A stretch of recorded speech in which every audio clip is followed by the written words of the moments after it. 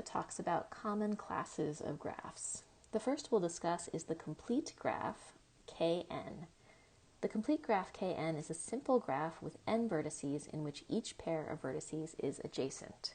So for example, if we were drawing the graph K sub 4, the complete graph on 4 vertices, we would draw 4 vertices, and then each vertex is adjacent to every other vertex, but it can't be adjacent to itself. It can't have multiple edges because this is a simple graph, so there are no loops or multiple edges, but each vertex is adjacent to every vertex that is not itself. So let's draw a few others. Let's draw K3, the complete graph on 3 vertices. So we'd have 1, 2, 3 vertices, and each vertex is adjacent to every other vertex. That's it. K2, each of the 2 vertices is adjacent to every other vertex. That's all we've got. And then K sub 1, that's the smallest one we could have. Just one vertex, it's adjacent to every other vertex in its graph, so no adjacencies. So one question we could ask ourselves at this point is, how many edges does the complete graph Kn have? So for example, if we look at the number of edges in the graph K4, the number of edges in the graph K4 is 6. There are 6 edges. If we look at the number of edges in the graph K3, there's just 3 edges. In the graph K2, there's just 2 edges. And in the graph K1, there are 0 edges. So we could continue to look at this number of edges for different sizes of complete graphs Kn and see if we could find a pattern. But another thing that we could do is use the handshaking lemma from the last video, which said that the sum of the degrees of the vertices in any graph is equal to twice the number of edges in that graph. So let's try to use this. So one thing we'd need to figure out is the degree of each vertex in the graph K sub n. So in the complete graph Kn, what's the degree of every vertex? Well, every vertex does have the same degree, and since every vertex is adjacent to every vertex besides itself, that means if there's n vertices in the graph, it's adjacent to all the vertices besides themselves, so it's adjacent to n minus 1 vertices in the graph. So for example, up here, the degree of this vertex is 3, and n was equal to 4. So K sub n has n vertices, each of degree n minus 1, and therefore the sum of the degrees of the vertices is n minus 1 plus n minus 1 plus ... plus n minus 1 n times. Well, n times n minus 1 is just n times n minus 1. And so this is equal to twice the number of edges according to our theorem. So now we can divide both sides of that equation by 2, and that tells us that the number of edges in the graph is equal to n times n minus 1 divided by 2. Actually, another way we can verify the same thing using counting techniques is that the number of edges in a complete graph, so the number of edges in a complete graph is the number of edges between all distinct pairs of vertices. So this is the number of pairs of vertices, which is also equal to the number of ways to select to select 2 objects from n objects from the n vertices, where the order in which we select them does not matter. So where order doesn't matter, and we can't select the same vertex twice. We can't pair a vertex to itself because there are no loops, so repeats are not allowed. And therefore, what is this? The number of ways to select two objects from n objects where order doesn't matter and repeats are not allowed is n choose 2, which is n factorial divided by n minus 2 factorial times 2 factorial. And so simplifying this gives n factorial is n times n minus 1 times n minus 2 times ... down to 1, divided by n minus 2 factorial is n minus 2 times n minus 3 times ... down to 1 times 2 factorial, which is 2 times 1, or just 2. So now n minus 2 factorial cancels with most of n factorial, and we're left with n times n minus 1 divided by 2, which is exactly the same as what we had gotten before. So it's the same formula. And if we wished at this point, we could go back and just verify that that works for certain values of n. So for example, when n is equal to 4, the number of edges should be 4 times 4 minus 1 divided by 2. That's 4 times 3 over 2. 12 over 2 is 6, so great. One point I'd like to bring up is that the way a graph is drawn or labeled does not fundamentally change the graph. So above we drew K4 like this, but we could also draw K4 differently. So in our previous drawing, the two edges in the middle cross. We could also change the drawing so that those two edges do not cross. So for example, we could draw this first edge, but then choose to draw the second edge around the exterior. So these two graphs are the same graph. These are both K4, the complete graph on 4 vertices. We could also choose to embed the vertices differently. So instead of drawing the vertices in that particular arrangement, we could draw them like this, and that's 4 vertices, and then we could connect them up. And this would also be a drawing of the complete graph K4.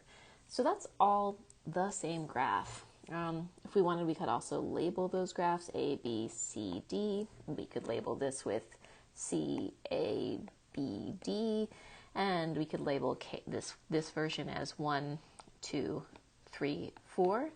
And these graphs are all still essentially considered the same. Specifically, they're called isomorphic. So two graphs are isomorphic to one another if you can obtain one by redrawing and relabeling to get to the other. So basically, a graph is defined by the vertices it has and the connections between those vertices, not the way that it is drawn or labeled. A graph is R regular if every vertex has degree R.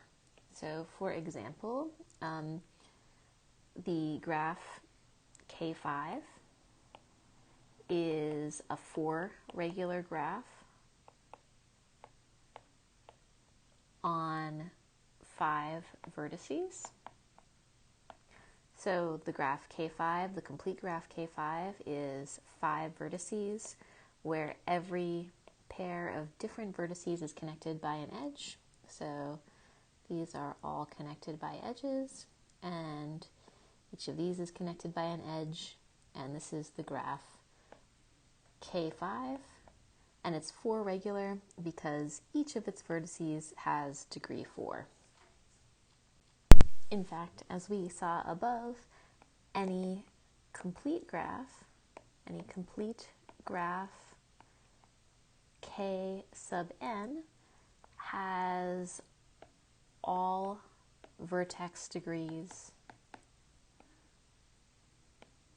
n minus 1. So this complete graph K sub n is n minus 1 regular for any n. But we can also have other regular graphs that are not complete graphs. So for example, we could draw a 3 regular graph on 8 vertices. And there are different graphs we could end up drawing, but here's one 3 regular graph on 8 vertices. So we could draw this and this, and so far every vertex has degree 3, and we could do basically a copy of the same thing on the other side. And now this would be a 3 regular graph on 8 vertices. So why don't you actually pause for a moment and try to draw a 2 regular graph on, let's say, 10 vertices. Also try to draw a 3 regular on 7 vertices. And let's do 4 regular on 6 vertices. So actually pause, get out a scrap of paper, and see what you come up with. Okay, so let's see what you drew for a 2 regular graph on 10 vertices. There are different choices you could have made. I'll bet that a lot of you drew this graph, C10. So this graph is a cycle on 10 vertices. And in general, the class of graphs C sub n is the class of connected cycles on n vertices. So this is the graph C sub 10, or C10. But you could have also drawn a disconnected graph. So for example, you could have drawn this graph, and this is indeed a single graph, or it can be considered a single graph. This would be 2 C3s and 1 C4 unioned together to give a single graph that is disconnected.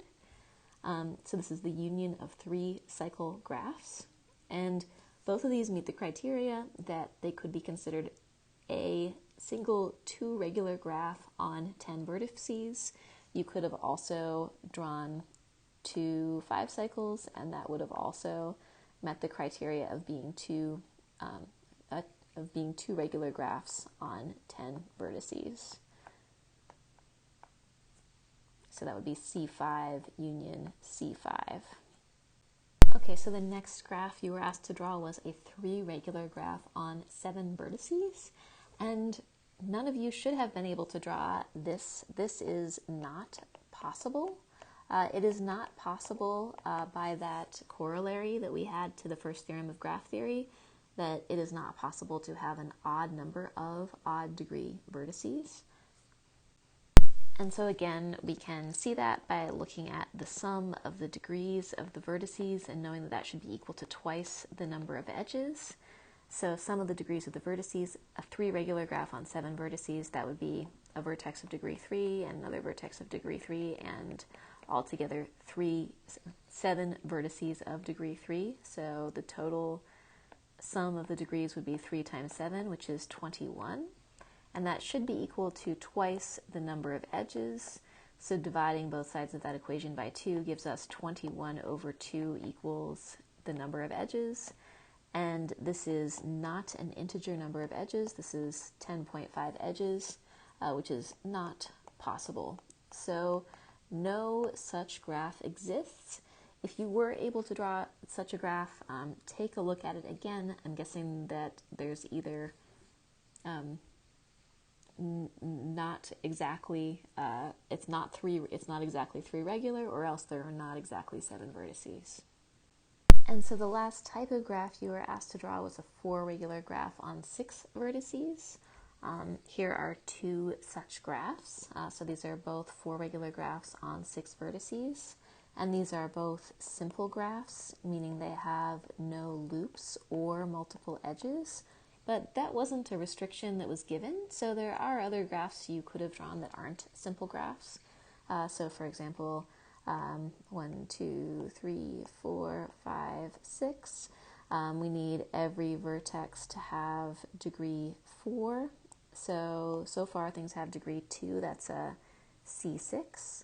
but we could add a loop at each vertex, and if we added a loop at each vertex, remember that a loop increases the degree by 2, so that would be a 4 regular graph on 6 vertices. Another option is that we could just have a lot of multiple edges. So another option is that we could, have, say, 4 multiple edges between pairs of vertices. And this would also be a 4 regular graph on 6 vertices. So we can see there's lots of other possibilities as well, but each of those 4 graphs meet the criteria defined above. I'll put one last class of graphs on this video, and that's the path graph Pn. So the path graph P sub n is a path on n vertices. So for example, the path graph P3 would be 1, 2, 3 vertices. The path graph P2 would be on 2 vertices. And note that this is the same thing as the complete graph K2.